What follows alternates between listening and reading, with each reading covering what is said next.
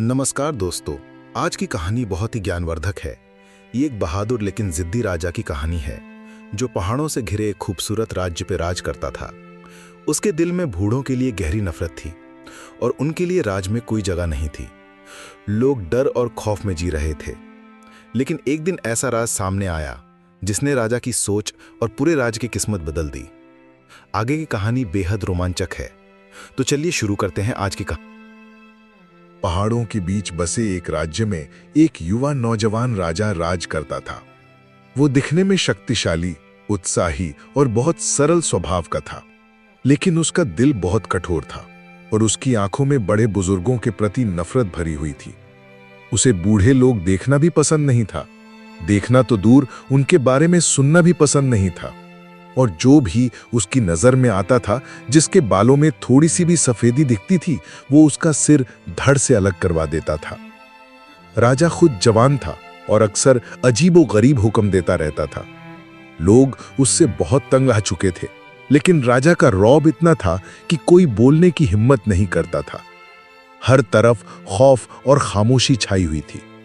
हर कोई दिल ही दिल में भगवान से दुआ करता था कि वो राजा की नजर में ना आए। लेकिन हद तो तब हो गई जब राजा की खास मंत्री, जिसका नाम ज्ञानवती था, जो उम्र में बड़ी थी, उसने अपने बालों को बार बार रंगना शुरू कर दिया ताकि वो बूढ़ी ना लगे। वो बहुत समझदार और वफादार थी, लेकिन आखिरकार राजा को पता चल ही गया कि ज्ञानवती अब बूढ़ी हो चुकी है। राजा ने कहा कि उसे भी खत्म करना होगा, लेकिन चूंकि ज्ञानवती ने बरसों राजा की सेवा की थी, इसलिए राजा ने कहा कि उसे सबके सामने नहीं मारेंगे। उसने जल्लादों से कहा कि ज्ञानवती को दूर मरुभूमि में ले जाकर मार दो। कोई रास्ता नहीं बचा था। हर तरफ एक बेचैनी फैली थी। कुछ सलाहकार और जल्लाद ज्ञानवती को ले गए और उसे मारने के लिए एक गहरा गड्ढा खोदा गया। ज्ञानवती बहुत समझदार थी। जब उसे मारने ले जाया जा रहा था तो उसने सबको रोक कर कहा, तुम मुझे मार सकते हो, मुझे कोई गम नहीं, लेकिन याद रखना, आज मैं बूढ़ी हूं, कल तुम भी बूढ़े हो जाओगे। आज मेरी बारी है, कल तुम्हारी होगी। ये बात सुनकर सब हैरान रह गए और सोचने लगे कि ज्ञानवती की बात में सच्चाई है। आखिरकार सबने आपस में सलाह मशवरा किया और फैसला किया कि ज्ञानवती को मारा नहीं जाएगा। इसकी जगह उसे चुपके से घर में कैद कर दिया जाएगा ताकि राजा को शक ना हो और इसकी जान भी बच जाए। जब भी कोई और बूढ़ा होगा, हम यही तरीका अपनाएंगे राजा के बूढ़े होने तक। सबने इस बात पर हाँ कर दी और राजा को झूठ बोल दिया कि ज्ञानवती को मार दिया गया है। साल ऐसे ही गुजर गया। एक दिन राजा के दरबार के करीब दो बड़े पहाड़ों के दरमियान एक अजीब सा नजारा देखा गया। वहां एक सरोवर था जिसमें एक चमकता हुआ मोती नजर आ रहा था। वो मोती बहुत खूबसूरत था, रंग बदलता था और दूर से चमक रहा था। राजा ने उसे देखकर कह दिया, ये मोती मुझे हर हाल में चाहिए, चाहे सारी सल्तनत चली जाए। आखिरकार राजा ने राज्य के सबसे माहिर तैराकों को बुलाया। 3-4 दिन तक सबने सरोवर में डुबकी लगाई, पर मोती किसी के हाथ ना आया। राजा गुस्से में आ गया और जिद पकड़ ली। अब वो और ज्यादा जोर दे रहा था कि मोती किसी तरह निकलकर उसके पास आ जाए। राज्य के नौजवान बहुत हैरान और परेशान थे। उन्होंने मोती निकालने की पूरी कोशिश कर ली थी, मगर कामयाबी नहीं मिली। अब वे सोच रहे थे कि और क्या करें जिससे कि मोती मिल जाए और हमारी जान बच जाए। लेकिन राजा को खुश करने का उपाय हाथ नहीं लग रहा था। ज्ञानवती के बेटे अर्जुन ने कहा, महाराज, एक मशवरा दूंगा, अगर आप मान लें तो शायद मोती मिल जाए। राजा उसकी बात सुनकर खुश हो गया। उसने फौरन मान लिया और अगले दिन सुबह ही सब मंत्रियों और दरबारियों को पहाड़ों पर जमा होने का हुक्म दिया। सब लोग उस नौजवान अर्जुन की हिकमत भरी बात सुनने के मुंतजिर थे। फिजा में गंभीरता छाई हुई थी। अर्जुन कुछ देर बाद पहाड़ों पर आया और आकर बोला, महाराज, जिस जगह हम मोती तलाश कर रहे हैं, असल में वहां मोती है ही नहीं। राजा ने हैरत से पूछा, तो फिर कहां है, साफ साफ बताओ। अर्जुन ने आसमान की तरफ इशारा करते हुए कहा, वो देखें, पहाड़ की चोटी पर एक खूबसूरत चमकता हुआ मोती है, उसी की रोशनी चमक रही है। सबने पहाड़ की तरफ देखा तो वहां पर सच में एक मोती था। उसकी रोशनी पानी पर पड़कर यूं लग रही थी जैसे मोती सरोवर में हो। सब हैरान रह गए कि इतनी सरल बात हमें किसी की समझ में ना आई। सबने जाकर मोती को ढूंढा और लाकर राजा को दे दिया। राजा की इज्जत बचाने पर राजा बहुत खुश हुए और अर्जुन को इनाम से नवाजा गया। लेकिन साथ ही राजा के दिल में एक शक भी पैदा हो गया। वो सोचने लगा कि ये लड़का तो इतना अक्लमंद नहीं, फिर ऐसी बातें उसे कौन सिखा रहा है। राजा ने दिल में सोचा कि जरूर राज्य में कोई बूढ़ा बूढ़ी अभी तक जिंदा है जो उसे मशवरे देता देती है।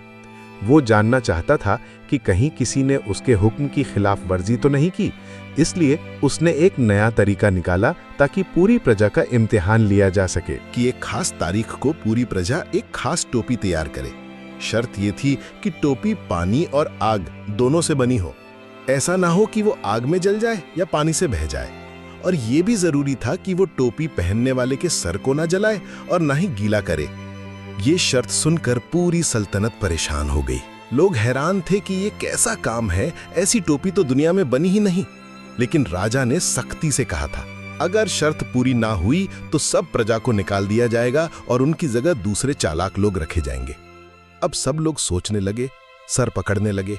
हर तरफ उदासी और बेचैनी फैल गई। कोई नहीं समझ पा रहा था कि ऐसा नामुमकिन काम कैसे किया जाए। हर किसी को महसूस होने लगा कि शायद अब बचना मुश्किल है। जैसे जैसे मुकर्रर तारीख करीब आती गई, अर्जुन बेचैन होता गया। आखिर वो अपनी माता ज्ञानवती के पास गया और बोला, माँ, ये राजा ने कैसा इम्तिहान लिया है, बताएं मैं क्या करूं। बूढ़ी ज्ञानवती हंसने लगी और बोली, बेटा फिक्र न करो, मैं तुम्हें एक ऐसा तरीका सिखाती हूं कि राजा के होश उड़ जाएंगे। ज्ञानवती ने बेटे को एक खास चालाकी भरी तरकीब समझाई। अर्जुन खामोशी से कुछ खास लोगों से मिला, वही लोग जो जानते थे कि ज्ञानवती अब भी जिंदा है। इन सबको ज्ञानवती का पैगाम दिया कि अगर सबने साथ दिया तो हम राजा के इम्तिहान में कामयाब हो सकते हैं।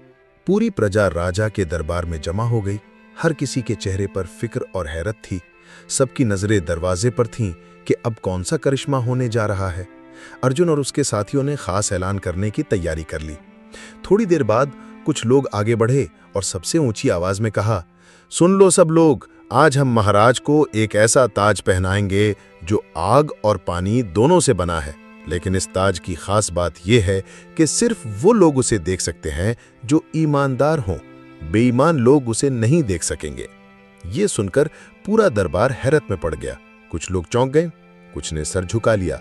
अब किसी को समझ नहीं आ रहा था कि अगर मैंने कहा कि मुझे ताज नजर नहीं आया तो कहीं लोग मुझे बेईमान न समझ लें। राजा भी हैरान हो गया। नौजवान था, जोश में था, लेकिन इतना तजुर्बा नहीं रखता था। प्रजा ने एक बड़ा संदूक दरबार में लाकर रखा। सबकी नजरें उस पर थीं, लेकिन किसी को कुछ दिखाई नहीं दे रहा था। कुछ लोग हाथों को ऐसे उठा रहे थे जैसे कोई ताज पकड़ा हो। उन्होंने वो नजर ना आने वाला ताज राजा के सिर पर रखा और जोर जोर से वाह वाह करने लगे। सब लोग तारीफें करने लगे, क्या शान है इस ताज की, ऐसा ताज तो आज तक किसी ने नहीं देखा। राजा सुनकर खुश तो हुआ, लेकिन उसे अपने सिर पर कुछ महसूस नहीं हो रहा था। लेकिन जब राज्य के तमाम लोगों ने वाह वाह की तो राजा ने भी उसे ताज समझकर खुशी का नाटक करने लगा। सब अजीब अजीब अलंकारों से तारीफें करने लगे। शाम तक ये मेला लगा रहा और शाम होते ही राजा हवेली को वापस चला गया। शाम को राजा ने अपनी रानी अवंतिका से कहा, बेगम, आपने मेरे ताज की मुबारकबाद नहीं दी। रानी ने हैरान होकर कहा, महाराज, आपके सर पर तो कुछ भी नहीं, कैसे मुबारकबाद। राजा का रंग उड़ गया। दिल में बोला, कहीं मेरी बीवी तो बेईमान नहीं है। नहीं, ऐसा नहीं हो सकता। रानी की बातें उसके दिल पे लगीं और खुद जाकर चुपके से शीशे में देखा, सर बिल्कुल खाली था। ताज का तो नामो निशान न था। ये देखकर राजा का दिल कांप गया। वो सोचने लगा, अगर मुझे कुछ नजर नहीं आ रहा है तो कहीं मैं तो बेईमान नहीं हूं। नहीं, ऐसा बिल्कुल भी नहीं हो सकता। और ये बात मैं किसी को नहीं बताऊंगा, वरना लोग मेरा मजाक उड़ाएंगे और बादशाहत खत्म हो जाएगी। आखिरकार राजा खुद को कोसते हुए नींद के आगोश में चला गया। वो बीमार पड़ गया। दिल और दिमाग उलझे हुए थे। आखिर अर्जुन को बुलाया और कहा, सच सच बताओ, मेरे सर पर कोई ताज है या नहीं। अर्जुन ने अदब से कहा, महाराज, आपके सर पर कुछ भी नहीं है। आग और पानी को मिलाकर ताज बनाना मुमकिन ही नहीं। राजा ने गुस्से से कहा, मुझे पहले ही शक था ये तुम्हारी अकल की बात नहीं है। तुम सब जाहिल हो। बताओ ये होशियारी किसने सिखाई? अगर झूठ बोला तो तुम सबकी गर्दनें उड़ा दूंगा। फिजा में सन्नाटा छा गया और सबकी नजरें अर्जुन पर जम गईं। अर्जुन ने राजा की आंखों में देखकर कहा, महाराज, अगर आप नाराज ना हो तो मैं सच बात कहना चाहता हूं। राजा ने फौरन कहा, बताओ, डरो मत, मैं कुछ नहीं कहूंगा। अर्जुन ने कहा, मेरी माता यानी आपकी पूर्व मंत्री ज्ञानवती अभी जिंदा है और ये दोनों मशवरे, पत्थर वाला और ताज वाला, उन्हीं के थे। ये सुनकर दरबार में खामोशी छा गई। राजा ने गहरी सांस ली, थोड़ा सोचा, फिर कहा, अच्छा, अगर वो जिंदा है तो फौरन उसे बुलाओ। थोड़ी देर बाद बूढ़ी ज्ञानवती दरबार में हाजिर हुई, झुककर सलाम किया और राजा के साथ सिंहासन पर बैठ गईं। राजा ने नरमी से पूछा, ज्ञानवती, तुमने ये सब चुप कर क्यों किया? क्यों मेरे हुक्म की नाफरमानी की? ज्ञानवती ने एक बार फिर अक्ल का इस्तेमाल करते हुए आजिज़ी से कहा, महाराज, मैंने जो कुछ किया वो सिर्फ और सिर्फ आपके फायदे के लिए किया। मैं नहीं चाहती थी कि आप जैसा अक्लमंद राजा वक्त से पहले मारा जाए। 5 साल बाद आप भी बूढ़े होंगे और अगर कानून यही रहा तो लोग आपको भी खत्म कर देंगे। मैंने कानून को थोड़ा मोड़ा, लेकिन राज्य को एक होशियार राजा से महरूम होने से बचा लिया। राजा ज्ञानवती की बात सुनकर गहरी सोच में डूब गया। आखिरकार ज्ञानवती ने एक खूबसूरत नसीहत की, महाराज, सिर्फ ताकत और दौलत पर हुकूमत कायम नहीं रहती। अगर इन दोनों को अकल और तजुर्बे के सांचे में ढाला जाए तो फिर कामयाबी अपने कदम चूमती है। राजा ने पहली बार महसूस किया कि अकल और तजुर्बा दौलत या ताकत से ज्यादा कीमती है। वो फौरन सिंहासन पर खड़ा हुआ और ऐलान किया, अब से राज्य में कोई बूढ़ा या बूढ़ी छिपकर नहीं रहेगा। सब बुजुर्ग चाहे जहां भी हों, बेखौफ होकर अपनी राय में शामिल हो सकते हैं। राजा के ऐलान के बाद वे दरवाजे खुल गए जो बरसों से बंद थे। बुजुर्ग लोग घरों से निकलकर इज्जत के साथ राज्य में वापस आ गए। नौजवानों और बुजुर्गों ने मिलकर राज्य को संवारा। फैसले अब सिर्फ जोश से नहीं बल्कि होश और तजुर्बे से भी किए जाने लगे। थोड़े ही दिनों में राज्य एक कामयाब, गंभीर और शांतिपूर्ण सल्तनत बन गया। तो दोस्तों, किसी बूढ़े या बूढ़ी का तजुर्बा अपनी कामयाबी की राह में रुकावट न समझो। कुछ फैसले शुरू में उल्टे लगते हैं, लेकिन वक्त गुजरने पर वही फैसले आपको बड़ी मुश्किल से बचा सकते हैं। तजुर्बा कोई किताबों से सीखा हुआ सबक नहीं, ये वो खजाना है जो वक्त की धूप में तपकर, ठोकरें खाकर और जिंदगी की सख्तियां झेल कर हासिल होता है। ये ना दौलत से खरीदा जा सकता है, ना ताकत से जमाया जा सकता है और ना इल्म की डिग्रियों से हासिल होता है।